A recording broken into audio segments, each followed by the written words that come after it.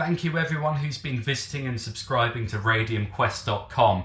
I thought it'd been a while since I'd done a video, so I wanted to focus on 3 different uranium glazed objects in my collection. And so the first item I wanted to go to is in many ways probably the most common or most popular seen item, and that is a piece of Fiestaware. Now if you look up Fiestaware and particular radioactive red, you'll see lots of items like this. Now this seems to be a breakfast bowl, and the colour was achieved, it's called radioactive red, but it's more of an orange, a burnt orange, through using uranium glazing, and apparently up to 15% uranium oxide used in this. It's a really beautiful piece. It's probably from around the 1930s, 1940s.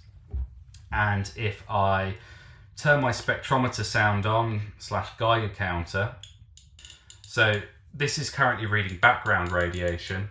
If I put this next to the bowl, then you'll see it is actually quite radioactive.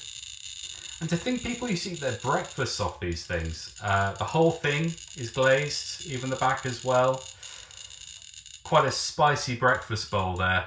The second piece I wanted to show you is this.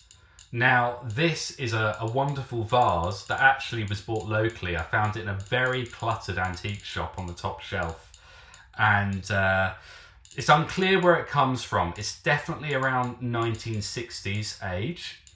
So more of a vintage item. It's got this fantastic like exploded watermelon look to it. I've seen conflicting information about where this could be from. It's either from Belgium or it's from Germany. That's what I can put it down to. But there was a lot of potters in mainland Europe who use uranium glazing to get these colours, and it's a little bit more artistic than the Fiestaware stuff. You know, Fiestaware was widespread along with many other similar items, whereas this is more of a craft piece. And as you can probably tell from the colour, which is very similar to the Fiestaware, it's radioactive. At least this bit here is not. And one of my favourite items is, if you imagine how the British used uranium, you know, what comes to mind?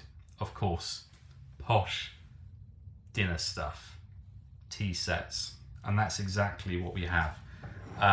This, believe it or not, may be something you see in your grandparents' house, is actually radioactive. Crown Staffordshire, you can see on the bottom there. This would have been, I believe, around 1930s. And yeah, it uses a uranium glazing, believe it or not. You'll see it's kind of got a slightly off-white creamy colour to it, and that is the uranium oxide used in it.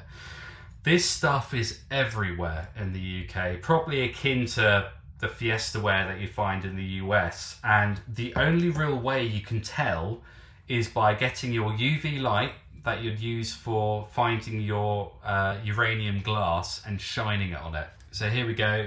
Here is the object, and if I shine my torch, say if I shine it on my clothes, you can kind of get the sense of what colour this UV looks like on camera. If I shine it in there, you'll probably see the green. You see the green quite well there. And even more so perhaps with the plate. Oh, maybe less so for the camera. The plate looks very green to me in my eyes. Actually, the cup's easier to see on camera. So you take about 300 as background radiation here. Oh, I can never do this on the camera. There we go. Opposites.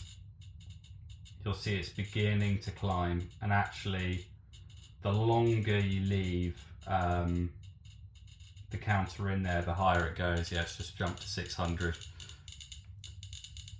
I have loads of this radioactive Chinaware because it is literally everywhere in the UK. So there were the 3 items I wanted to show you. You know, the British do it posh, the Americans do it loud, and mainland Europe kind of did it bespoke and crafty. Obviously, there's probably more nuance than that. But these are really 3 fun items from my collection I wanted to share with you. I hope you enjoyed this video. Thank you for watching.